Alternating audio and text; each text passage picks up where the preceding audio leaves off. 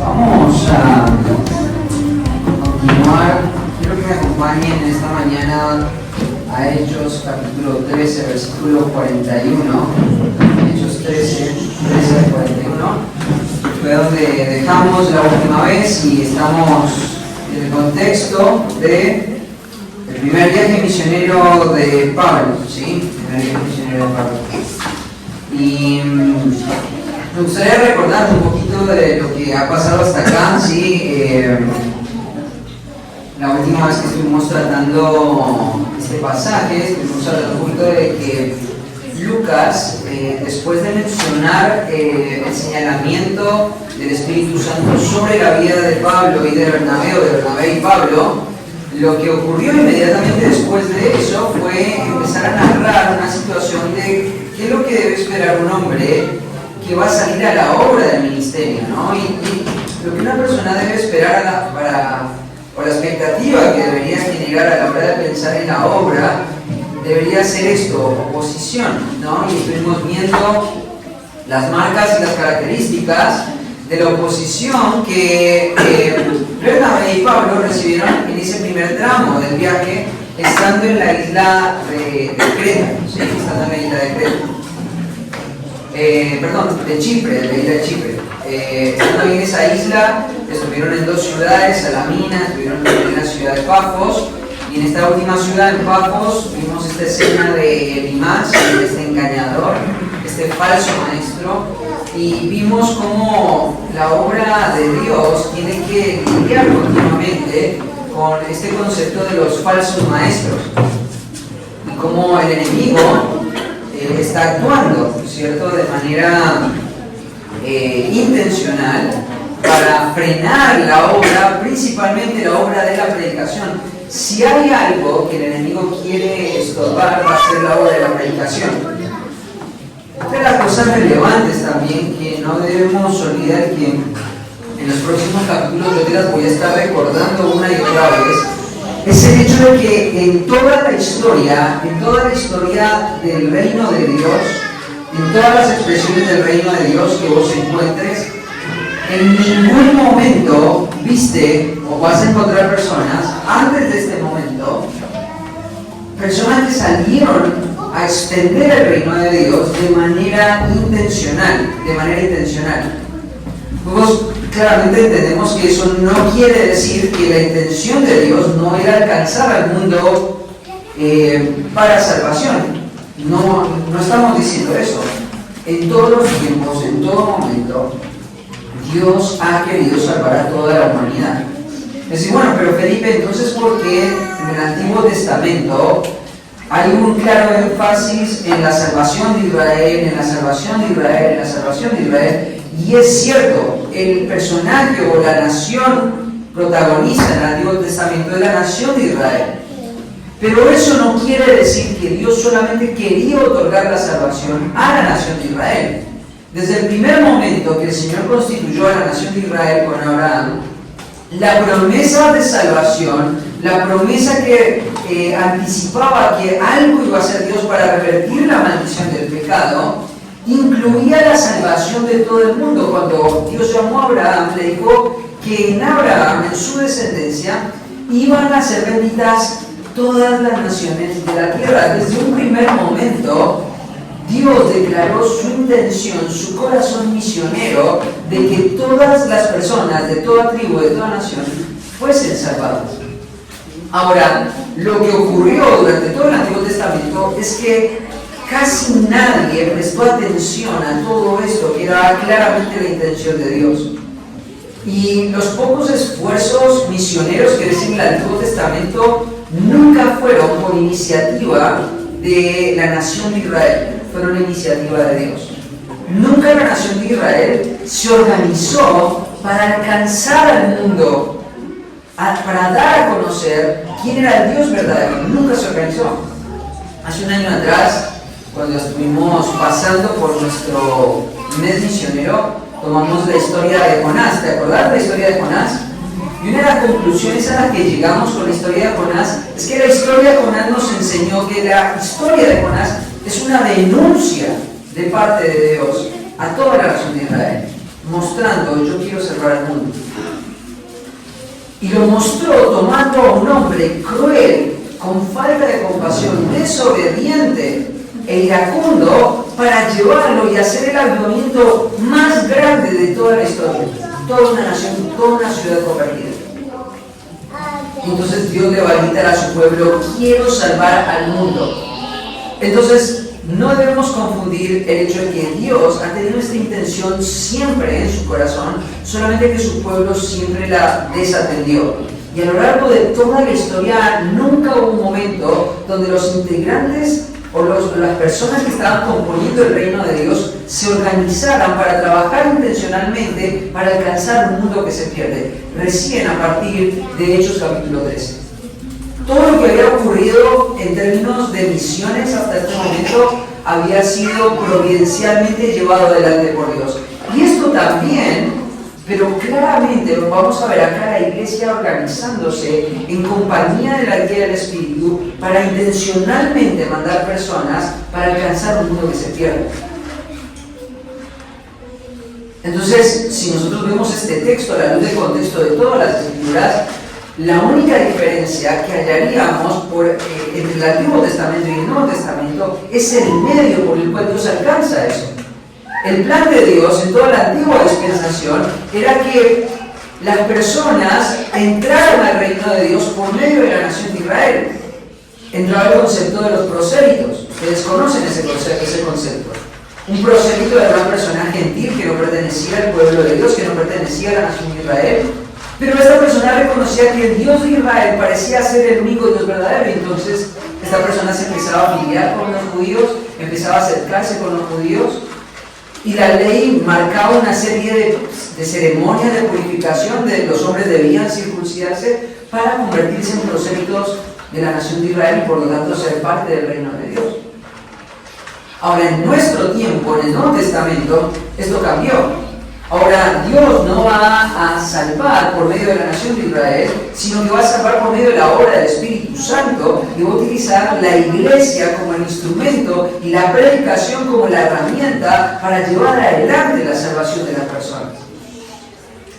Esta es la única diferencia que hay, pero bíblicamente o contemplando todo el panorama de las Escrituras, debemos afirmar que la obra misionera no es una novedad en Hechos 13. La obra misionera estuvo desde el primer momento en el corazón de Dios, solamente que su pueblo lo desatendió. Ahora, si bien para este momento las barreras raciales que había entre judíos y gentiles estaban siendo trabajadas en el corazón de los judíos y de las personas que componían la iglesia, esto no quería decir que todas las barreras se habían eliminado por completo. Derribar las barreras entre los gentiles y los judíos era una batalla que iba a tomar mucho tiempo. Y vamos a ver, me dieron una menta, pues estaba mal de la garganta, y tengo que morderla porque si no, no voy a poder hablar tranquilo. Una de las cosas que tenemos que entender es que vamos a ver una serie de comportamientos en el ministerio de Pablo, y una de las cosas que vos podrías llegar a interpretar rápidamente es que Pablo no actuó como el apóstol de los gentiles, por la forma y por los patrones de su ministerio, pero eso lo vamos a ver más adelante. Primero y principal es entender el contexto histórico y cultural de este pasaje. Los judíos consideraban y tenían una serie de normas en sus conciencias que decían que cualquier persona que no perteneciera al pueblo de Dios no era digna de estar con ellos. Ellos miraban de una manera despreciativa, peyorativa a la persona que no pertenecían a la nación de Israel. Pablo sabe esto y tiene que lidiar con este tipo de tensiones.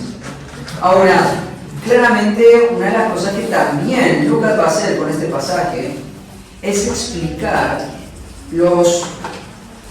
cómo ocurrió la expansión del cristianismo. Teófilo es el receptor de esta carta. Él es un hombre de poder y como hombre de poder sabe que hay tres elementos que se necesitan para que cualquier institución novedosa tenga éxito. Se necesita o la fuerza política, o se necesita la fuerza económica, o se necesita la espada para que cualquier proyecto o institución pueda avanzar. Llamativamente, la iglesia estaba creciendo agazapantemente en todo el imperio romano y nadie podía entender cuáles eran los elementos que el cristianismo poseía para que avanzara de la manera en la que estaba avanzando. Principalmente porque ninguno de estos tres elementos formaba parte de la iglesia. No tenían el poder político, no tenían el poder económico y mucho menos tenían la espada para poder hacer que el cristianismo se disipara y se expandiera y se derramara por todo el imperio romano. Entonces, una de las cosas que Lucas va a hacer con esto, una de las cosas que Lucas va a lograr con la explicación de esta historia es mostrar dónde está el poder del cristianismo, cómo el poder del cristianismo se desarrolló y cómo se mostró ese poder frente a un mundo que tenía sus estructuras establecidas. Ahora, a medida que vamos viendo el avance del libro, es interesante porque Lucas va a decirte y va a mostrarte que la herramienta, la espada, el poder que la iglesia tenía fue la palabra predicada. No solamente la palabra predicada. Hay muchos comentaristas que creen que el libro de los Hechos es el libro de la predicación por múltiples razones. Fíjate. El libro de los Hechos es el libro de la predicación por las abundantes evidencias que hay en ella. Por ejemplo, en Hechos 2:40 vemos la apertura de la era de la iglesia con la palabra predicada como elemento central. Fíjate el versículo 40, capítulo 2, versículo 40, y con otras muchas palabras testificaba y exhortaba. La palabra palabras acá también puede ser traducida como predicaciones o como discursos. Con muchas otras discursos testificaban y exhortaban. ¿Y qué fue lo que ocurrió? En un contexto hostil, más de 3.000 personas fueron añadidas al entorno de la iglesia. Otro pasaje más, en Hechos 3:12, vemos las oportunidades se aprovechaban para la predicación. Ahí tenemos la escena del cojo, pasamos por ahí, ¿te acordás la historia del cojo? Un hombre que había nacido cojo de nacimiento. Pedro y Juan lo ven, él se sana, entra saltando al templo y todos están atónitos alrededor de este gran evento. Y en vez de hacer una campaña de sanidad, ¿sabes qué es lo que va a hacer Pedro? Va a empezar a predicar la palabra. Mira lo que dice el versículo 12, Hechos 3:12. Viendo esto, Pedro respondió al pueblo y empezó a predicar. Mira, la persecución que se efectuó en contra de la iglesia fue puntualmente hacia el aspecto de la predicación. Esto lo podemos ver en Hechos 4:2. Resentidos de que enseñasen al pueblo y anunciasen en Jesús la resurrección de entre los muertos. ¿Sabes qué era lo que les generaba dolor a los líderes judíos? ¿Sabes qué era lo que generaba rechazo a los saduceos? No era el hecho de que habían hecho milagros, no era el hecho de que habían mostrado un poder en la vida de este hombre que había nacido lisiado de los pies. Lo que les generaba amenaza era la predicación que ellos estaban haciendo. Y lo que los judíos hicieron no fue arremeter en contra de los milagros, fue arremeter en contra de la predicación. Fíjate más adelante, los intentos de matar la predicación, por ejemplo, en Hechos capítulo 4, versículo 18 y Hechos 5:40, ¿no? Y llamándoles, les intimaron en que de ninguna manera hablasen ni enseñasen en el nombre de Jesús. ¿Te das cuenta? Estas personas están siendo administradas por el enemigo. Estas personas están siendo controladas por el enemigo. Son soldados del enemigo. ¿Y qué es lo que ellos quieren atacar? Ellos quieren atacar la predicación de la palabra. ¿Por qué razón vemos esta insistente actitud de atacar la predicación? Porque el enemigo sabe perfectamente que si hay algo que le da poder a la iglesia, no es otra cosa más que la palabra predicada. La palabra predicada. Versículo 40, mira lo que dice. Y convinieron con él y llamándolos a los apóstoles, después de azotarlos, los intimaron a que no hablasen en el nombre de Jesús y los pusieron en libertad. ¿Sabes a qué los estaban amedrentando? En ningún momento vas a encontrar un texto en el libro de Hechos que los intimen, que los asusten, que los amenacen o que los persigan por milagros, por señales que ellos estaban haciendo. En ningún caso. Porque el poder de Dios no se despliega por medio de milagros, no se despliega por medio de señales. ¿Sabes dónde se despliega el poder de Dios? Por medio de la palabra predicada. Y el enemigo sabía eso, y estos hombres corruptos que estaban siendo controlados por el enemigo, que hicieron, los intimaron para que dejasen de enseñar. Y no pudieron hacerlo. Mira, la predicación, además de que estaba siendo perseguida y ellos estaban tratando de matarla, la predicación es expresada en el libro de los Hechos en términos de mandato. Mira lo que dice el versículo 19 del capítulo 4. Mas Pedro y Juan respondieron diciéndoles: juzgad si es justo delante de Dios obedecer a vosotros antes que a Dios, porque no podemos dejar de decir lo que hemos visto y oído. Ellos los intimaron a la muerte, los azotaron y sabían que tenían la espada para poder quitarles la vida. Y lo que Pedro respondió frente a la amenaza fue esto: no es justo que nosotros les obedezcamos a ustedes antes que a Dios. Predicar la palabra es un mandato bíblico. La palabra predicada es lo que al Señor más le interesa. Dios se glorifica, se satisface cuando la palabra de Dios está siendo proclamada y predicada con fidelidad. Y la estrategia del enemigo es destruir esto. Otro pasaje más.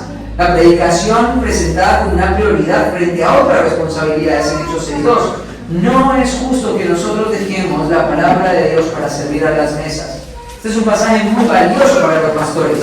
No hay ningún esfuerzo ministerial que se pueda comparar con la responsabilidad que un pastor tiene de proclamar y de predicar la palabra a la ley de Dios. A la ley de Dios.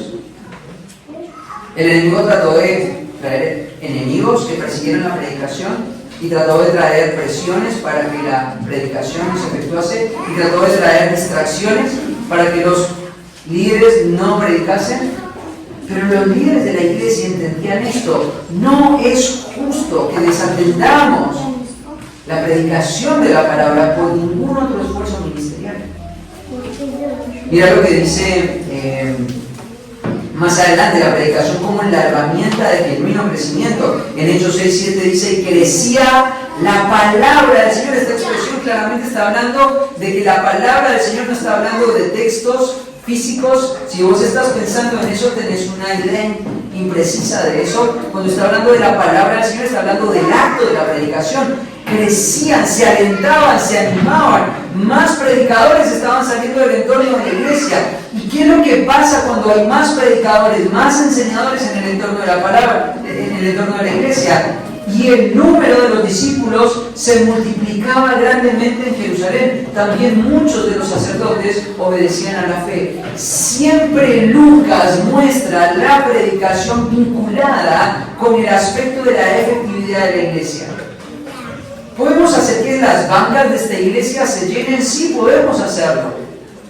Si sos una persona nueva, seguramente hay alguna serie de expectativas en tu mente que tenés a la hora de venir a este lugar. Pero quiero decirte una cosa: no sé cuál es la expectativa que tienes, te voy a decir la expectativa que tenemos como iglesia. La expectativa que tenemos como iglesia es que la predicación abunde en el entorno de nuestra iglesia, porque eso es el único elemento que puede llevar a la verdadera conversión a cristianos reales, que están comprometidos con su vida espiritual. Entonces la palabra del Señor crecía, la predicación crecía. Claro, no tenían el Nuevo Testamento, no tenían textos inspirados. La doctrina que ellos enseñaban era verbal, era pública, era frente a toda la iglesia. Esto crecía la cantidad de creyentes genuinos y la calidad de los creyentes que componían a la iglesia. La predicación como un elemento de defensa en Hechos 6:10, pero no podían resistir a la sabiduría y el espíritu con que hablaba. Es el ejemplo de Esteban. La predicación hecha instrumentada por hombres equipados para defender con las escrituras. La predicación como una obra siendo anunciada por cristianos perseguidos. Fíjate que en Hechos capítulo 8, versículo 4 dice, pero los que fueron esparcidos, y la palabra esparcidos, ¿vos sabés lo que significa en este contexto? Esparcidos quiere decir perdieron su casa, perdieron su trabajo, perdieron su comodidad, perdieron todo lo que ellos tenían y estaban alejados de la iglesia. ¿Qué es lo que hace un creyente en una situación como esta? Los que fueron esparcidos iban por todas partes anunciando el evangelio, la predicación. ¿Sabes una cosa? Lucas te está diciendo continuamente, no tenemos ni el poder político, no tenemos ni el poder económico, no tenemos el poder de la espada, pero hay un poder que sí tenemos, que se pone por encima de cualquier otro poder. Es el poder de la palabra predicada. Podríamos seguir toda la mañana hablando de esto a lo largo de todo el libro de los Hechos. La prioridad de la predicación. La prioridad de la predicación. Lo hemos estudiado con los hombres, no solamente en el libro de los Hechos, en todo el panorama del Nuevo Testamento. Vemos claramente que el énfasis del Nuevo Testamento es predica la palabra. El parámetro de aprobación que nosotros vamos a tener en el entorno de nuestra vida es la forma en la que nosotros usamos la palabra para ser anunciada. Una iglesia ideal es una iglesia donde todos están en capacidad de predicar la palabra.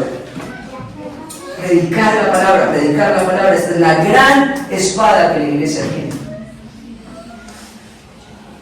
Esta es la espada efectiva que Dios le otorgó a la iglesia. El enemigo la sabía y por eso la atacaba de manera directa.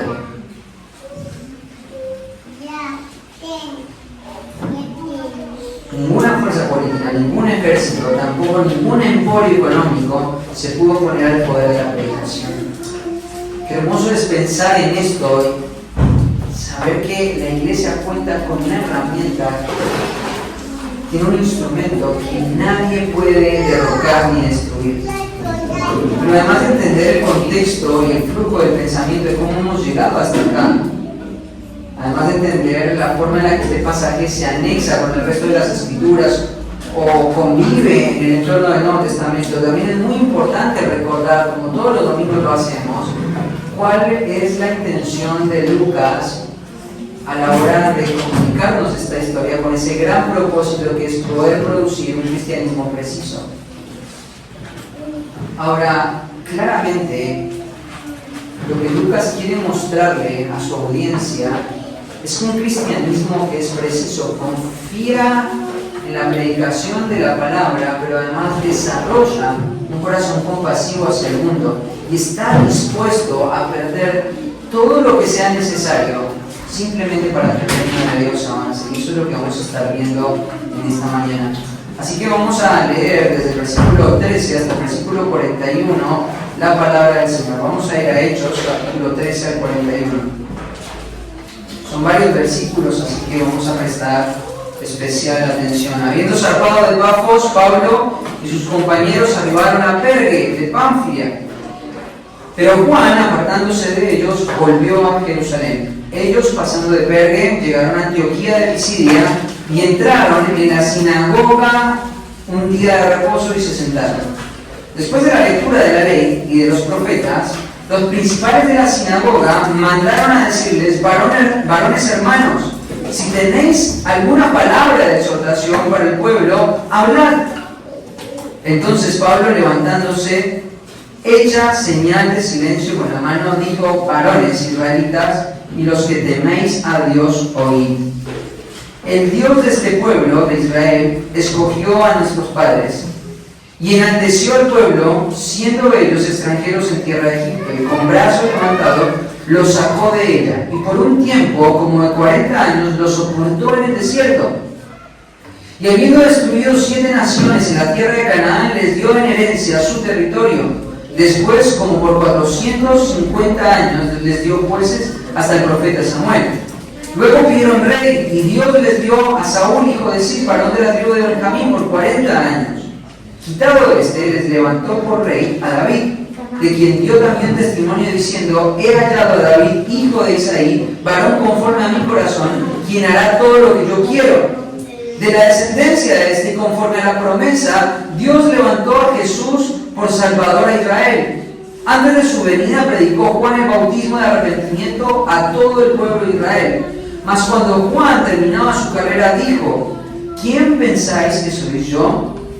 No soy yo él, mas he aquí viene tras mí uno que no soy digno de desatar el calzado de los pies. Varones, hermanos, hijos del linaje de Abraham, y los que entre vosotros teméis a Dios, a vosotros es enviada la palabra de esta salvación, porque los habitantes de Jerusalén y sus gobernantes, no conociendo a Jesús, ni las palabras de los profetas que se leen todos los días de reposo, las cumplieron al condenarle, y sin hallar en él causa digna de muerte, pidieron a Pilato que se le matase. Y habiendo cumplido todas las cosas que de él estaban escritas, quitándolo del madero, lo pusieron en el sepulcro. Mas Dios le levantó de los muertos, y él se apareció durante muchos días a los que habían subido juntamente con él desde Galilea a Jerusalén, los cuales ahora son sus testigos ante el pueblo. Y nosotros también nos anunciamos el evangelio de aquella promesa hecha a nuestros padres, la cual Dios ha cumplido a los hijos de ellos, a nosotros, resucitando a Jesús. Como está escrito también en el Salmo 2, mi hijo eres tú, yo te he engendrado hoy. Y en cuanto a que le levantó de los muertos para nunca más volver a corrupción, lo dijo así: os daré las misericordias fieles de David. Por esto dice también otro salmo: no permitirás que tu santo vea corrupción. Porque a la verdad David, habiendo servido a su propia generación según la voluntad de Dios, durmió y fue reunido con sus padres y vio corrupción. Mas aquel a quien Dios levantó no vio corrupción. Sabed pues esto, varones hermanos, que por medio de él se os anuncia perdón de pecados, y que todo aquello de que por la ley de Moisés no pudiste ser justificados, en él es justificado todo aquel que en él cree. Mirad pues que no venga sobre vosotros lo que está escrito o dicho por los profetas. Mirad, oh menospreciadores, y asombraos y desapareced, porque yo hago una obra en nuestros días, obra que no creeréis si alguien os la contare. Vamos a dejar el texto hasta ese momento y vamos a orar. Padre del cielo, te damos gracias por la oportunidad de poder abrir tu palabra una vez más, poder predicarla una vez más, poder ser expuestos a tu verdad una vez más y tener la oportunidad una vez más de poder responder a tu palabra en obediencia. Gracias, Señor, porque solamente tu gracia lo que hace posible esto, que una vez más tu palabra pueda ser predicada. No somos siquiera dignos del aire que hay en nuestros pulmones. No somos dignos de recibir ningún tipo de tus favores, Señor. Ninguno. ¿Cuánto más, Señor, de ser expuestos a la predicación de tu palabra? Gracias por este hermoso privilegio. Prepara nuestros corazones. Señor, a medida que tu palabra es expuesta, nuestros corazones aún tienen pecado, Señor. Aún hay pecado en nosotros que estorba el amor por tu palabra, que frena la pasión por tu reino, Señor. Te ruego, Padre, que tu Espíritu prepare nuestros corazones para que cualquier cosa que se interponga para recibir tu palabra pueda ser destruida por el poder de tu palabra y podamos vivir una vida de respuesta, Señor, a lo que tú demandas. Te lo rogamos todo esto en el nombre de Cristo Jesús. Amén. Bueno, en esta mañana, como toda la mañana, la asignación o el título para esta predicación es un ministerio guiado por el Espíritu Santo. Un ministerio guiado por el Espíritu Santo es lo que vamos a estar viendo hoy. En primer lugar, un ministerio guiado por el Espíritu Santo se adapta para perseverar fielmente. Mira lo que dice el versículo 13. Ahí arranca diciendo: entonces, siendo conducidos de Pafos, Pablo y los que estaban alrededor vinieron a Perge de Panfilia. ¿Qué es lo que está ocurriendo acá? Necesitamos entender un poquito del contexto geográfico y cultural de lo que aquí está ocurriendo. La última vez que tratamos la predicación, la última predicación que tratamos, mejor dicho, nos quedamos en la isla de Chipre, ¿sí? Y entonces, una vez hecha la labor en esta isla, Pablo, Bernabé y Juan Marcos, que también está junto con ellos, este es el equipo misionero. Ellos están ahí lidiando y pensando, bueno, ¿cuál es el próximo paso? Y en un momento, seguramente lo que muchos comentaristas creen que ocurre es que en la medida que Pablo y Bernabé fueron predicando, muchas de las personas empezaron a sugerir que muchos de sus parientes o amigos podrían también recibir este mensaje. Ahora vos tenés que recordar que Chipre es una isla en el corazón del Mediterráneo, es una isla sumamente importante. Si Dios quiere, la semana que viene nuestro amigo Manuel Flores nos va a ayudar con una diapositiva ahí para poder ver en pantalla y poder entender un poquito la geografía por donde Pablo estuvo caminando, para que podamos tener mayor claridad de qué fue lo que estaba pasando. Pero esto es lo que estaba ocurriendo. Chipre es el corazón comercial de todo el Mediterráneo. Hay muchos puertos alrededor de esta isla, es un punto de paraje para muchos y había muchas conexiones ahí. Ahora, una de las cosas que ocurre aún hasta el día de hoy en el sur de Turquía, hay una ciudad que se llama Antalya y solamente a 16 kilómetros al norte había una ciudad que se llamaba Perge. Esta ciudad era muy bien conocida por muchas personas. La ciudad de Perge estaba rodeada por un primer cordón montañoso que era aprovechado por una serie de personas que eran conocidas por ser piratas. Ellos eran personas sumamente corruptas y peligrosas y se dedicaban al robo de mercadería en el mar Mediterráneo. Y el lugar donde ellos se escondían era en esta ciudad. El número uno, porque era una ciudad con una geografía de difícil acceso, y número dos, porque era una ciudad sumamente grande, mucho más grande que Antalya, incluso que era una ciudad portuaria. Entonces, lo que está ocurriendo acá es que Pablo y Bernabé están empezando a trazar la ruta de su viaje y en ningún momento estás viendo de que ellos tienen una ruta anticipada. Ellos simplemente están seleccionando ciudades estratégicas, visitando esas ciudades estratégicas para empezar a hacer la obra del ministerio y fundar iglesias.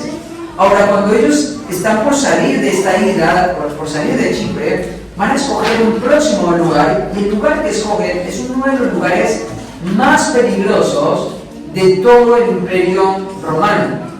Ahora, es interesante porque la palabra llevados o conducidos que vemos ahí en el texto está en la voz pasiva, indicando de que una de las cosas que ocurrieron en el corazón de Pablo y de Bernabé fue que la compasión, seguramente por los contactos que estaban haciendo en la isla de Chipre, fue moviendo su corazón a esta ciudad.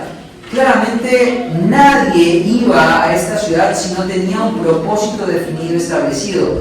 No había ninguna razón turística, ninguna razón de placer de ir a esta ciudad. ¿Por qué? Porque era una ciudad sumamente peligrosa. Ustedes saben, ¿no? Nosotros nos hemos manejado muchas veces en ciudades peligrosas. Escuchamos de muchas ciudades peligrosas. Hace muchos años atrás escuchábamos de El Salvador como el país más peligroso del mundo y uno no consideraría irse a El Salvador de vacaciones, o pensaban en países como mi país, por ejemplo, Colombia. Están caracterizados por la violencia, por la guerrilla, por el narcotráfico, el norte de México, ¿cierto? O incluso áreas de nuestro país como el Partido de la Matanza, ¿cierto? Están caracterizados por el peligro. Ahora, de repente, lo que está ocurriendo acá en esta isla es que donde ellos están viendo que se va a abrir una próxima puerta y una ciudad estratégica para poder ir, es una ciudad con estas características: piratas, ladrones, personas que no son para nada atractivas, ¿no? Dicen que la reputación de dicha ciudad no era la mejor, había una geografía que favorecía a los ladrones que se escondían en la ciudad. Esta ciudad era conocida por su población que estaba plagada de piratas, de ladrones y de pillos que usaban este lugar para lo peor. Ahora, en la medida que esto fue lo que fue motivando el próximo paso misionero, inmediatamente lo que ocurre es que se menciona lo que pasa después. Cuando ellos trazan el destino, ¿qué ocurre? Juan se apartó de ellos. Juan se apartó de ellos. Juan se apartó de ellos. Ya hemos hablado un poquito acerca de Juan Marcos, ¿no? Este joven, que para este momento es muy joven, estamos pensando en un joven más o menos de entre 16 y 18 años, no más que esto. Lo que está ocurriendo acá es que en el momento que Pablo y Bernabé establecen el próximo destino a donde ir, Juan Marcos sabía y conocía la reputación de este lugar. Yo me imagino que cuando los creyentes de Pafos empezaron a enterarse que ellos iban para ahí, las advertencias de cuidados empezaron a surgir, las alarmas empezaron a surgir. Sin embargo, en el corazón de Bernabé y de Pablo, esto no significaba un estorbo. Esto no significaba un impedimento para ir a esta ciudad. Porque había algo en el corazón de Bernabé y de Pablo que era mucho más importante que las condiciones sociales de un lugar. Que lo seguro que un lugar podría ser. Sin embargo, Juan, ¿qué va a hacer? Él va a dar la espalda. Es interesante porque las palabras que Lucas está utilizando acá en el griego son palabras que te dejan ver un sentido de reprobación hacia lo que Juan está haciendo. Las palabras que está utilizando ahí es darle la espalda. Lo que Juan Marcos hizo fue darle la espalda. Nosotros sabemos un poco acerca de este joven, ¿no? No es un mal joven, no es un mal chico.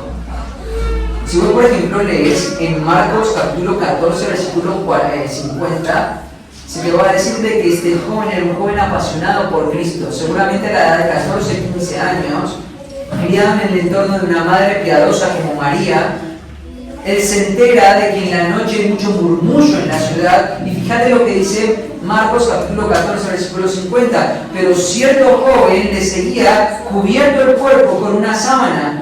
Y le prendieron, mas él dejando la sábana huyó desnudo. ¿Sabes quién es esta persona? Es el autor del Evangelio de Marcos, que es nuestro Juan, el que está desertando en este versículo. Juan era un joven que cuando se despertó y empezó a escuchar el murmullo y empezó a escuchar los rumores de que Jesucristo estaba siendo arrestado, ese joven en muy temprana edad, apasionado por Cristo, quería ver qué era lo que estaba pasando con su Mesías. Y de repente cuando él salió apresuradamente, como lo hacen los jóvenes, sin pensar mucho, casi desnudo, envuelto en una sábana, de una manera casi vergonzosa, de repente las personas empiezan a señalarlo y a identificarlo como un joven que está siguiendo a Cristo, y entonces lo prenden y él lo que hace es correr desnudo por toda la ciudad huyendo. ¿Por qué? Porque él era un apasionado por Cristo. Además de esto, era un joven se había criado en un entorno de una familia piadosa. Fíjate que ahí en Hechos 12, hace poquito tiempo pasamos por ahí, se nos dice que habiendo considerado esto, llegó a casa de María, la madre de Juan, la que tenía por sobrenombre Marcos, donde muchos estaban reunidos orando. La casa de María había sido el centro de operación, fue el lugar que se abrió cuando Jacobo había sido asesinado, cuando Pedro estaba en la cárcel y la iglesia necesitaba un lugar para reunirse. La mamá de Juan Marcos abrió las puertas de su casa para que la iglesia orara e intercediera en este momento. Ahora, tenés que entender una cosa, ¿no? Imagínate que nos empiezan a perseguir, imagínate que me matan a mí, ¿cierto? Y después de mí van a ir por los próximos líderes y después van a ir por la membresía de la casa. Lo último que vos querés en tu casa es una multitud de personas orando en tu casa para que sepan dónde están, ¿no? Es una ciudad donde los rumores corren rápidamente. Es una ciudad mucho más chica que Villa María. Sin embargo, esta mujer piadosa y valiente abrió las puertas de su casa para recibir la iglesia y para que la vida de oración se desarrollara ahí intercediendo por los líderes de la iglesia. Esa era la mamá de Juan Marcos. ¿Sabes una cosa? Hay ciertas similitudes entre Timoteo y Juan Marcos. Juan Marcos fue criado por una madre valiente y piadosa que pensaba en el reino de Dios, no en sus propios intereses. Además de esto, Juan Marcos, además de ser un joven que amaba a Cristo, que había sido criado en el entorno, era una persona vital para la vida de Bernabé, que era su sobrino. En Colosenses capítulo 4, versículo 10, se lo describe como sobrino de Bernabé. Ahora, cuando nosotros vemos la palabra que se utiliza ahí, que es la palabra upesperes, ¿cierto? Que la palabra dar la espalda, podemos darnos cuenta de que el equipo ministerial, el equipo misionero se desequilibra. Seguramente en el equipo tenía funciones, tenía tareas, estaba siendo formado y preparado para delegarle funciones ministeriales. Y nosotros sabemos que cuando vos tenés un equipo de 3 personas, que te falte uno, te falta el 33% de tu equipo. Eso es mucho en un emprendimiento misionero. Entonces es un joven apasionado, es un joven criado con una buena crianza, una crianza piadosa. Además de esto, es un familiar que vos amás mucho, y de repente este familiar que tiene todos estos elementos empieza a huir, empieza a escapar. Seguramente, y acá se nos dice a dónde va a escapar. Él va a viajar a Jerusalén. ¿Sabes por qué va a viajar a Jerusalén? Porque ahí estaba su mamá, ahí estaba su familia. La casa de María quedaba en Jerusalén. Cuando Jacobo y Pedro fueron encarcelados, la casa de María estaba en Jerusalén. La razón por la que Bernabé estaba volviendo era porque su casa representaba completamente lo opuesto de lo que Perge representaba. Perge representaba en su mente inseguridad, y su casa representaba seguridad, lo vio al lugar de seguridad.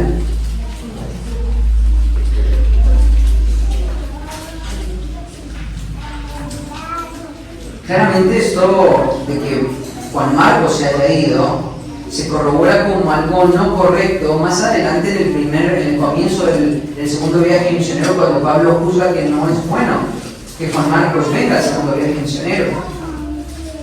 ¿Por qué razón Pablo juzgó que no era bueno? ¿Por qué Lucas nos utiliza esta palabra tan fuerte? Porque la palabra que utiliza acá Lucas, la palabra tiene que ver con alguien que da la espalda. Y vos sabés lo que significa cuando alguien te da la espalda. Tiene que ver con traición.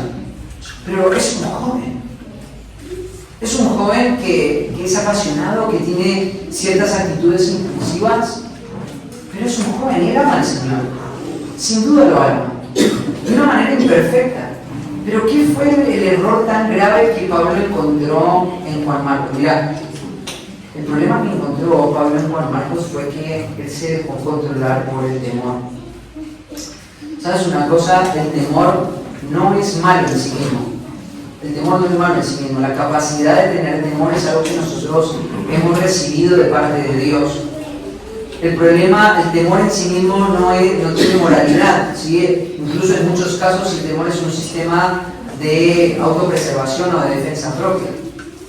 Pero sí hay momentos donde el temor se convierte en pecaminoso. Cuando el objeto del temor es equivocado, entonces ahí esto se convierte en pecado. Esto lo podemos ver, por ejemplo, en Mateo capítulo 10, versículo 28. Es un reflejo de eso. Mirá lo que dice el versículo 28, y no temáis a los que matan al cuerpo, mas al alma no pueden matar. ¿Te das cuenta? Acá está el objeto del temor. No teman al que puede matar al cuerpo, ¿no? Temer al que puede matar al cuerpo es desobediencia a lo que Cristo está diciendo acá, por lo tanto es pecado. Cristo está diciendo de manera imperativa, de manera directa, de manera activa, no puedes darle la capacidad al temor, no puedes centrar tu temor en el objeto de las personas que pueden llegar incluso a quitarte tu vida. Eso es pecaminoso. Ahora, el buen temor, el temor que debe ejecutar el creyente, está en la segunda parte del versículo 28. Temed más bien a aquel que puede destruir el alma y el cuerpo, ¿en dónde? En el infierno. Temer a personas horizontalmente, si el objeto del temor es algo horizontal, es algo que tiene que ver con el plano terrenal, es pecaminoso. Si el temor es vertical, es de mí hacia la persona de Dios, este es el tipo de temor que yo debo cultivar en mi vida. ¿Sabes una cosa? Juan habló del temor también mucho, y es interesante porque en 1 Juan capítulo 4, versículo 18, dice lo siguiente: en el amor no hay temor, sino que el perfecto amor echa fuera el temor, porque el temor no lleva en sí castigo. Donde el que teme no ha sido perfeccionado en el amor. Nosotros le amamos a Él porque Él nos amó a nosotros primero. Puedes decir, a ver, Felipe, el concepto opuesto de temor debería ser confianza, ¿no? O seguridad. Pero acá en la mente de Juan, lo opuesto a temor no es seguridad. Lo opuesto a temor es amor. Entonces, ¿qué relación hay entre el amor y el temor? Bueno, hay una relación muy estrecha entre el amor y el temor. ¿Sabes una cosa? El amor que una persona puede llegar a desarrollar hacia la persona de Dios produce en el corazón como un efecto directo una confianza absoluta en la persona de Dios. El efecto del temor lo que produce es una desconfianza y una distorsión de la persona de Dios. Una persona que está sumida en el temor, que está caracterizada por el temor, que vive marcada por el miedo, es una persona que tiene una idea sumamente distorsionada de quién Dios es. Por lo tanto, no le puede amar. No puedes amar a un Dios que no conoces. Un Dios que conoces es un Dios que produce amor, pero además de producir amor, produce confianza y seguridad. ¿Me reservé esta ilustración para un chiste para este momento. Pero el otro día estábamos viajando a Buenos Aires, mi esposa ya sabe lo que voy a decir, se nos rompió una goma, estábamos viajando a 130 kilómetros por hora. Y en un momento se rompe la goma, justo estábamos pasando un auto y fue una situación de segundos. Podría haber sido muy trágica la situación. En ese momento yo estaba manejando y estaba enfocado en mantener el auto. Ya me habían dicho anteriormente y había estado anteriormente en momentos difíciles sobre la ruta donde una goma se había roto y sabía más o menos qué tenía que hacer y eso fue lo que recordé y en el momento traté de actuar rápido. Pero al lado mío, no voy a decir quién es, pero vive al fondo de la iglesia, ¿cierto? Había un muchacho, ¿cierto?, que estaba viviendo la situación. No sé si era que no era consciente de lo que estaba pasando, pero en una situación de mucho temor. En ese momento tomó el termo, se cebó un mate y siguió tomando mate como si nada hubiese pasado. Ayer veía una noticia acerca de alguien que le pasó exactamente lo mismo y su auto terminó accidentándose y terminó sin morir. La verdad es que la vida depende de absolutamente nada, ¿no? Pero una de las cosas que nosotros debemos pensar continuamente es que una persona caracterizada por el temor es una persona que tiene una imagen distorsionada de Dios y que por lo tanto no puede desarrollar una confianza en ese Dios. Por lo tanto no lo puede amar. Juan entiende que el concepto de amor a Dios y el concepto de temor son completamente opuestos y los pone en conflicto.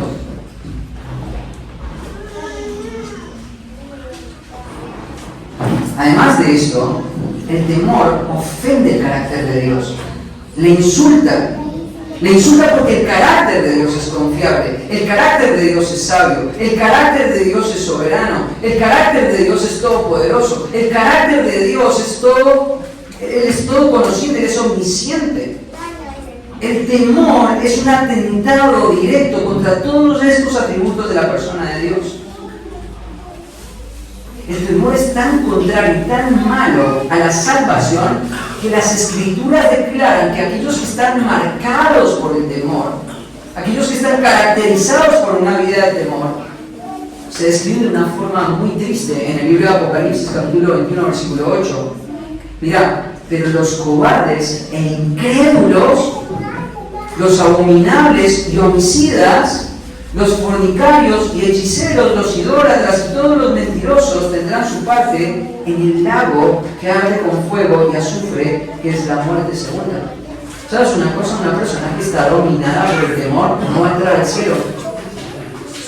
Una persona que está marcada por el miedo, por la preocupación, una persona que no puede desarrollar una vida de tranquilidad, de paz y de confianza en el Señor, es una persona que no va a entrar al cielo. Acá Apocalipsis, capítulo 21, lo dice de manera clara: una persona que es cobarde o que vive dominada por el miedo no va a entrar al cielo. John MacArthur comenta con respecto a eso: quien profesa a Cristo pero teme encontrarse con Él de alguna forma, evidencia que algo anda muy mal, porque todos los verdaderos santos aman su encuentro final con Cristo. ¿Qué es lo peor que te podría llegar a pasar a vos en la vida? ¿Qué es lo que está diciendo MacArthur acá? ¿Qué es lo peor que te podría pasar a vos en la vida? Lo peor que te podría pasar en la vida es morir. Eso es lo peor que te podría pasar. ¿Tenés cáncer? Bueno, eso es un problema, pero puede agravarse, te puedes morir. Cuando una persona piensa en la muerte, ¿cierto?, se refleja y se muestra verdaderamente quién es Él. Cuando una persona está enfrentando a la muerte, el creyente frente a ese momento reacciona de una manera que ninguna otra persona puede reaccionar. Es más, en algún sentido, cada creyente debería estar en el fondo de él, anhelando ese momento, sea que el Señor venga a buscarnos, o sea que nos encontremos con Él después de la muerte. Entonces no hay ninguna razón para temer. Sin embargo, una de las cosas que vamos a ver acá en la vida de Juan Marcos es que Él permitió el temor en su vida. Y el temor lo terminó distrayendo y finalmente esa distracción lo terminó haciendo inefectivo para la obra del ministerio. ¿Sabes una cosa? No puedes pretender ser una persona que va a tener un impacto en el reino de Dios, que va a encontrar frutos en sus manos en el día del tribunal, del juicio de Dios. Vas a encontrar obras dignas, obras preciosas, si tu vida estuvo marcada por una vida de autopreservación y temor. Si la confianza que vos tenés es en ese salario que te llega a fin de mes, si la confianza que vos tenés es en el buen médico que vos tenés, en el plan de seguridad social que vos tenés, en una jubilación a la que estás apuntando, si tu seguridad viene porque vos tenés ese dominio sobre las circunstancias y estás manejando todas las circunstancias alrededor de tu vida de manera tal que las puedas controlar, quiero decirte una cosa, nunca vas a poder ser una persona que impacte y que tenga fruto en el reino de Dios. Pero Juan Marcos es un ejemplo claro de un hombre que permitió el temor en su vida, que perdió las oportunidades, que perdió la oportunidad de poder tener fruto en este primer viaje misionero, pero que en el segundo viaje misionero entendió la prioridad de luchar en su corazón, ponerse al lado de un hombre compasivo para finalmente terminar sus días siendo un hombre efectivo. Si el temor es algo que está en tu corazón, si el objeto de tu temor no es la persona de Dios, quiero decirte que si eres un creyente genuino, hay libertad para tu alma. Hay esperanza para nosotros. Y entiendo las dinámicas del temor, yo la he tenido en mi propio corazón. La historia de Juan Marcos es una historia que me recuerda que un creyente, por la obra del Espíritu, tiene la facultad de poder vencer el temor. Ahora, ¿qué va a pasar con esta daga en el corazón? Los que estamos en el ministerio sabemos lo que se siente cuando vos estás contando con personas que finalmente te defraudan. Porque por un lado Dios va a tener su plan con Juan Marcos, va a tener su tiempo y su proceso, pero ¿qué va a pasar en el corazón de Pablo? ¿Qué va a pasar en el corazón de Bernabé? ¿Qué va a pasar cuando Bernabé vea que su sobrino le dio la espalda? Este hombre que parecía tan prometedor, este joven que parecía tan entusiasmado, de repente se toma un barco y se vuelve a la casa con su mamá. Esto es un dolor muy profundo. Claramente lo que se está describiendo acá se pasa rápidamente, pero como un hombre en el ministerio, uno de los dolores más profundos que he tenido que atestiguar junto con otros pastores es ver a hombres que le dan la espalda a la obra de Dios. ¿Y qué es lo que van a hacer estos hombres? Bueno, estos hombres se van a adaptar. ¿Y por qué se van a adaptar? Para perseverar. ¿Sabes una cosa? Tristemente hay personas que van a quedar en el camino. Me encantaría poder pensar que todos los que estamos siendo integrados en la vida de la iglesia nunca van a dejar ser parte de nuestra iglesia. Me encantaría pensar que en la historia de nuestra iglesia por los próximos 40 o 50 años nunca nadie de la membresía le dé la espalda del reino de Dios, le dé la espalda de la fe. Pero sé que esto es una realidad posible. Y te digo una cosa, cuando pasa, marca mucho el corazón de los que están sirviendo. Ahora, el ejemplo que vemos en Pablo y en Bernabé es que aunque el dolor de que este joven apasionado y prometedor hoy estaba dando la espalda, ellos no decidieron desanimarse, sino seguir adelante. Ellos siguieron adelante. Fíjate lo que dice el versículo 14. Entonces ellos, atravesando Perge, se acercaron a Antioquía de Pisidia y entrando a la sinagoga y a reposo se sentaron. ¿Qué es lo que está ocurriendo acá? Bueno, es interesante porque la daga o el dolor que representa la pérdida de Bernabé es sumamente significativa, pero mira, esto es lo interesante de encontrar a hombres llamados y separados por el Espíritu Santo, un ministerio guiado por el Espíritu Santo. En segundo lugar, en primer lugar se adapta para perseverar fielmente, pero en segundo lugar se automotiva para buscar oportunidades, ¿Qué es lo que está ocurriendo? Bueno, ellos pusieron la meta, vamos a ir a Perge. Perge es un lugar peligroso, Juan Marcos se va, esto es un dolor significativo, ¿qué vamos a hacer? Tenemos que seguir adelante con la obra del ministerio. Ellos se seguían automotivando, y esto es algo que quiero por un momento detenerme. Mira, ellos atravesando Perge, lo que vos estás leyendo acá es algo que se desarrolló más o menos entre 3 años, ¿sí? Todo el primer viaje misionero tomó más o menos un lapso de 3 años. Aunque nosotros lo estamos leyendo en pequeñas líneas, esto no quiere decir que pasó de manera abrupta o rápida. La palabra atravesando es la misma palabra para penetrar. Lo que indica Lucas con esa palabra es que ellos no solamente pasaron rápido, hagamos un ministerio rápido acá porque acá es peligroso, estamos en la matanza de Turquía, entonces pasemos rápido por acá. No estaban diciendo eso, ellos penetraron Perge con el Evangelio. ¿Y qué ocurrió cuando penetraron Perge con el Evangelio? ¿Qué es lo que hicieron después de esto? Ellos empezaron a pensar, bueno, ¿cuál sería la próxima ciudad a donde tendríamos que ir? Ellos emprendieron un viaje de 187 kilómetros a pie por una zona muy escarpada. Son una fila de montañas con ciertos ríos y ciertos valles. Quizás hoy tenía la intención de mostrarles por dónde muy probablemente Pablo había caminado, pero lo que tienen que entender es que esta es una zona muy agresiva climáticamente, muy agresiva geográficamente, mucho desgaste.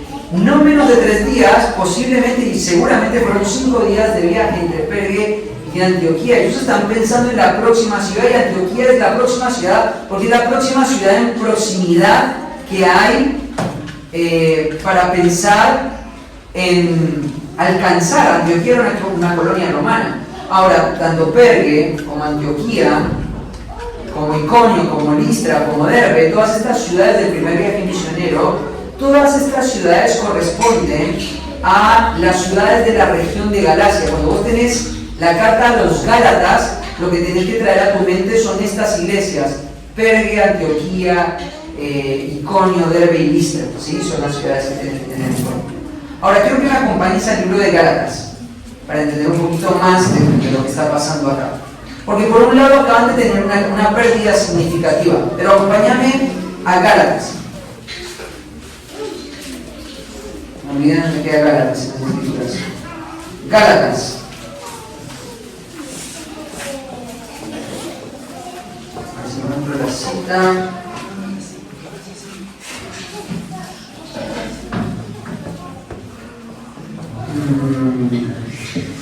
Creo que es el versículo 18. No, perdón. Versículo 13, 4:13, mirá lo que ocurre. Pues vosotros sabéis que a causa de una enfermedad del cuerpo os anuncié el Evangelio al principio, y no me despreciasteis ni me desechasteis por la prueba que tenía en mi cuerpo. Antes bien me recibisteis como un ángel de Dios, como a Cristo Jesús. ¿Dónde pues está esa satisfacción que experimentabais? Porque os doy testimonio de que si hubieses podido, os hubieses sacado vuestros propios ojos para dármelos. ¿Me he hecho vuestro enemigo, por deciros la verdad? Acá tenemos un poquito más de contexto. ¿Qué es lo que está pasando? Pablo te está diciendo en este pasaje cómo era la condición de salud que él tenía cuando estuvo haciendo el viaje que estamos leyendo en Hechos 13. Evidentemente Pablo no solamente sufrió la pérdida de Juan Marcos, sino que además Pablo estaba haciendo su primer viaje misionero con una situación de salud que era sumamente limitante. Algunos creen que la razón por la que Pablo está hablando de los ojos es porque seguramente lo que Pablo tenía fue un problema en la visión sumamente notorio y agresivo que llamaba la atención. Y lo que está diciendo acá es: cuando yo llegué a ustedes, les prediqué el Evangelio, están tan fascinados con el Evangelio, tan fascinados con el mensaje, que mi problema de salud no fue un problema para ustedes, no fue algo que estorbara, sino que recibieron mi mensaje como si un mismo ángel me los hubiese dado. Ahora es interesante ese pasaje, un paréntesis, como la actitud de una iglesia que pueda amar a un heraldo de un momento a otro, cuando empieza a confrontar la mentira del corazón, se puede convertir en un enemigo, cierro el paréntesis. Pero Pablo está en esta condición de salud, él tiene un problema de salud, Ahora, el camino entre Perge y Antioquía era un camino que también, lo que muy probablemente pasó, había un gran río que conectaba las dos regiones, Perge con la ciudad de Antioquía, y había un gran valle alrededor al lado de este río, que es donde posiblemente Pablo con Bernabé caminaron para poder llegar a dicho lugar.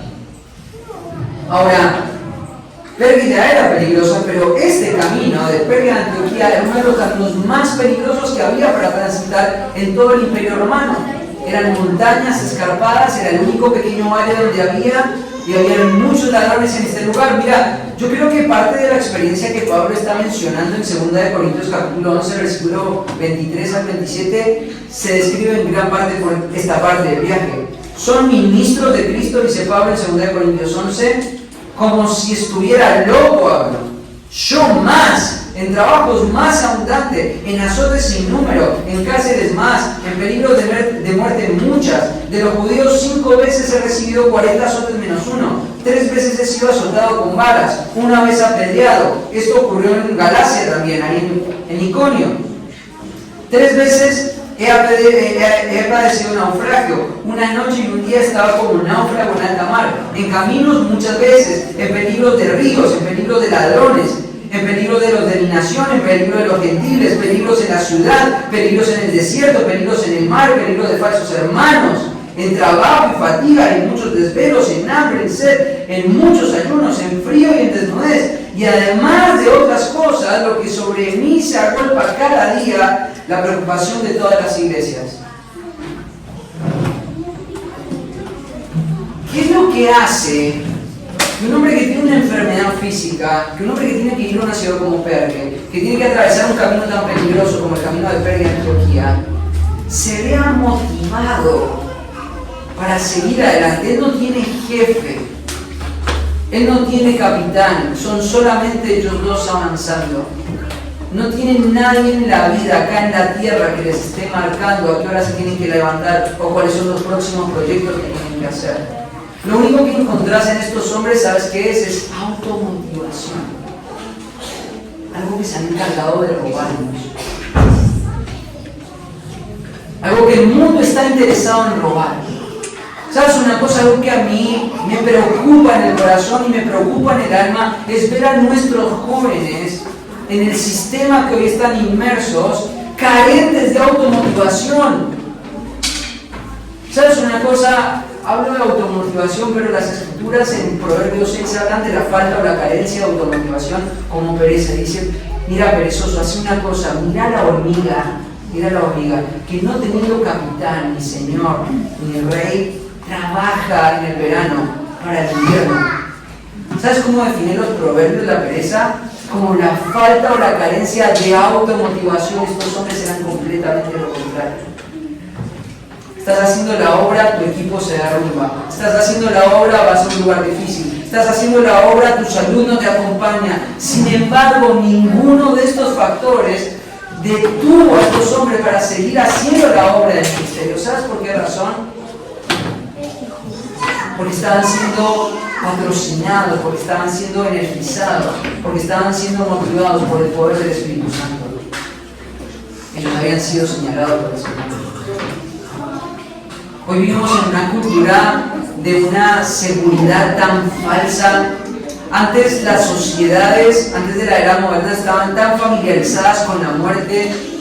Los niños que nacían morían, había mucha probabilidad de muerte. En la edad promedio de vida era mucho inferior que ahora. Los avances de la salud eran mucho menores de lo que hay ahora. Y ahora pareciera que todo lo que está alrededor nuestro nos está gritando: buscar tu propia seguridad.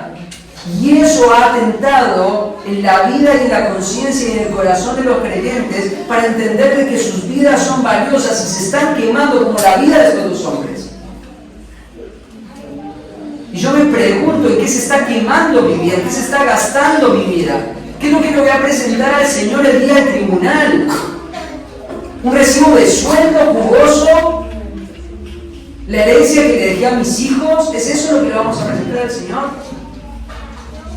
¿Qué le vamos a presentar al Señor? Una vida con un manojo de temor, donde lo único que estuvimos haciendo fue trabajar para garantizar nuestra propia seguridad. Miremos el ejemplo de estos cristianos y seamos cristianos precisos. Esto es lo que Lucas quiere generar, esto es lo que el Espíritu Santo quiere generar en nosotros. Hay un peligro que hay en nuestra iglesia y yo lo veo. Yo oro al Señor para que traiga a esos hombres. Yo veo esos hombres, los hombres que han impactado mi vida. No son hombres mayormente de mi generación, son hombres de una generación pasada, que antes estaban marcados por la automotivación, que eran emprendedores, que amaban la obra de Dios, que se apasionaban por la obra de Dios, que soñaban con la obra de Dios. Ahora pareciera que lo único que nos deleita son un par de segundos enfrente de una pantalla, una prenda de ropa en una vitrina. Una vida tranquila y llena de excesos. Pero estas personas estaban pensando en el reino de Dios, el avance del reino de Dios. Y la invitación del Señor es pensar en el reino de Dios como la prioridad de tu vida. El resto de las cosas se añaden.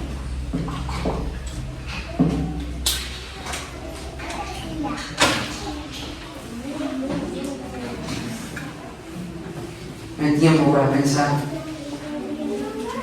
Es necesario actuar.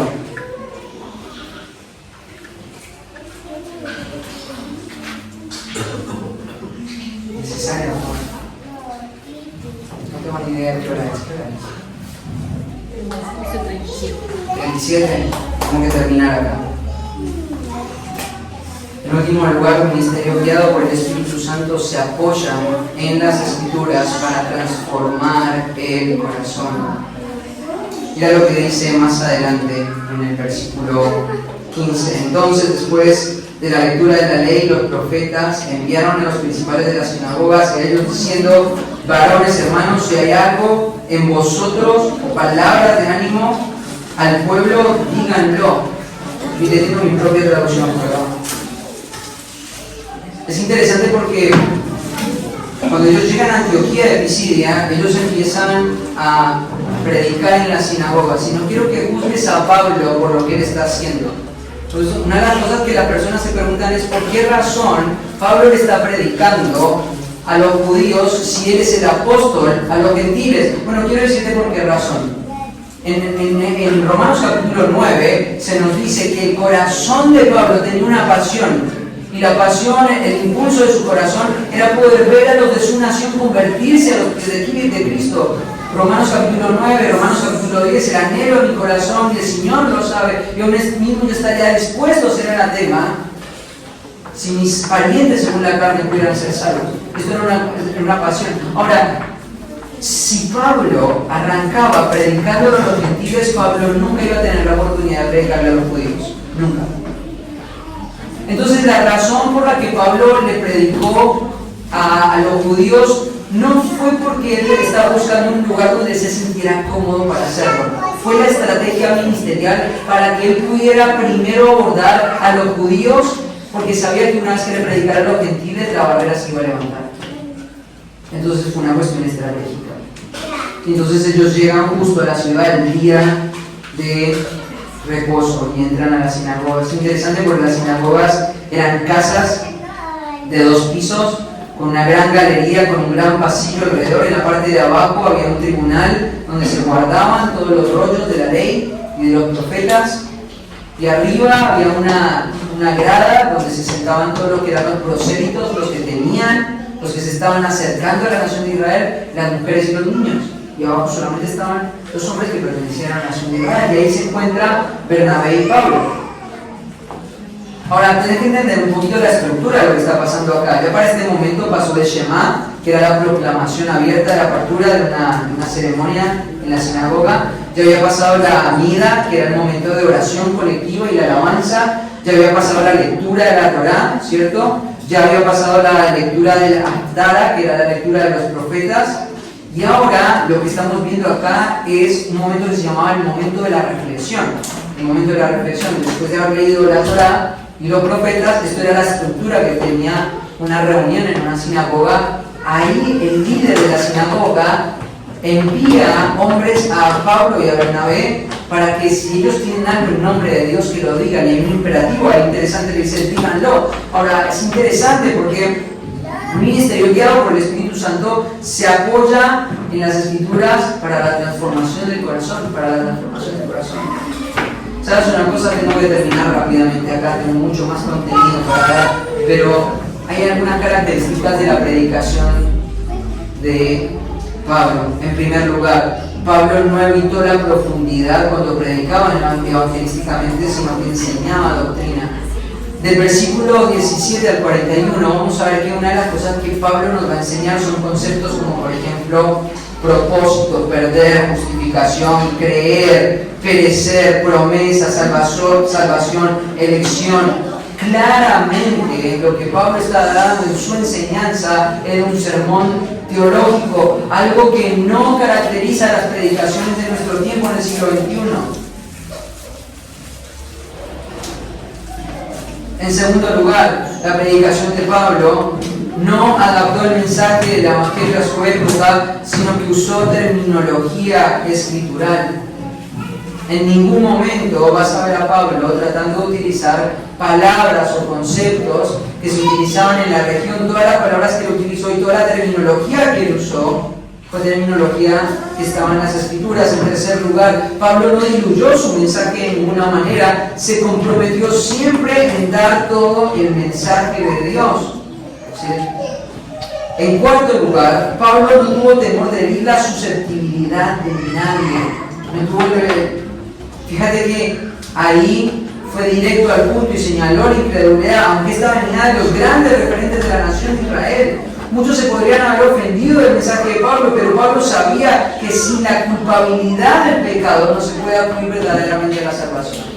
Te digo, esto es un punto crítico en nuestro tiempo. Hoy los predicadores están tratando de predicar y pararse en los púlpitos para que la gente se sienta lo menos feo posible consigo mismas. Ahora quiero decirte una cosa, un predicador efectivo, un predicador que el Espíritu Santo está usando, es una predicación que va a producir un efecto en el corazón y es el efecto de la culpabilidad del pecado. Sin la culpabilidad del pecado no hay verdadera salvación. Cuando nosotros tratamos de dar un mensaje que se adapta a la persona, que trata de ser condescendiente, que trata de no herir la susceptibilidad de la persona, lo que estamos haciendo es tratar de suprimir una parte esencial de la predicación.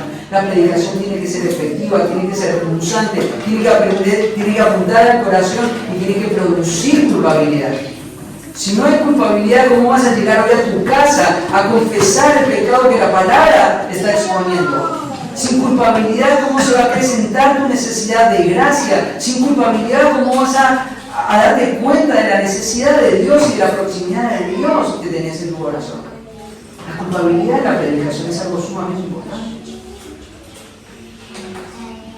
Y hoy todas las filosofías integracionistas, hoy todos los mensajes animistas, toda la filosofía humanista está tratando de que el hombre se sienta mejor consigo mismo, suprimiendo la culpabilidad. Esto va en contra del modelo apostólico. Y en quinto lugar, Pablo no desarrolló una filosofía nueva, solo volvió al fundamento de las Escrituras. ¿Quieres ver cuántos pasajes utilizó Pablo en esta predicación? Escucha la lista. Éxodo 1:7, Éxodo 12:51, Números 14:34, Deuteronomio 1:31, Deuteronomio 7:1, Josué 14:1, Jueces 2:16, Primera de Samuel 3:20, Primera de Samuel 8:5, Primera de Samuel 10:21, Primera de Samuel 13:14, Primera de Samuel 16:12, el Salmo 89:20, el Salmo 2:7, Isaías 55:3, el Salmo 16:10, Habacuc 1:5. ¿Sabes qué te muestra esto? Modelo. La predicación que a Dios le agrada, la predicación que trae gloria a Dios, se apoya en el fundamento de las Escrituras. El otro día estaba escuchando un hombre, Sebastián Ojeda, director del ministerio de Sarel Bacapina en Argentina, decía y explicaba en una entrevista que era una desgracia para la vida de un pastor dedicar la vida pastoral al estudio de la palabra.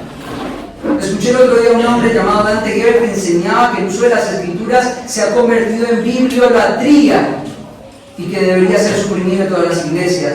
O expresiones como Dios no se puede limitar a 66 libros son los eslogan que hoy están tratando de usar las personas para suprimir el poder de las Escrituras. Y quiero decir una cosa, eso es un ataque satánico, el mismo que se trató de hacer en el libro de los Hechos cada vez que se trató de callar la boca de los predicadores que querían proclamar fielmente la palabra del Señor. Al igual que Hechos capítulo 2, Lucas nos va a dejar el modelo, tanto la predicación que fundó la iglesia como la predicación que expandió la iglesia. Y nadie tiene la libertad de cambiar ese patrón. Nadie, absolutamente nadie. Miremos acá con algunas implicaciones. Un ministerio llevado a cabo por hombres llamados y separados por el Espíritu Santo es capaz de persistir aún cuando otros están dispuestos a renunciar. En segundo lugar, la próxima implicación es un ministerio llevado a cabo por hombres llamados y separados por el Espíritu Santo no esperan las indicaciones de un capataz que dirige sus pasos, sino que se nutre de la automotivación de ver el reino de Dios expandirse. Un ministerio llevado a cabo por hombres llamados y separados descansa en la suficiencia de las escrituras para la transformación del alma. Y en último lugar, un ministerio legítimo imita a los patrones del ejemplo apostólico, no rediseñando o inventando nuevos caminos para servir a Dios. Que el Señor bendiga su palabra. Que el Señor nos dé la gracia para que si estamos caminando fuera de este modelo nos podamos arrepentir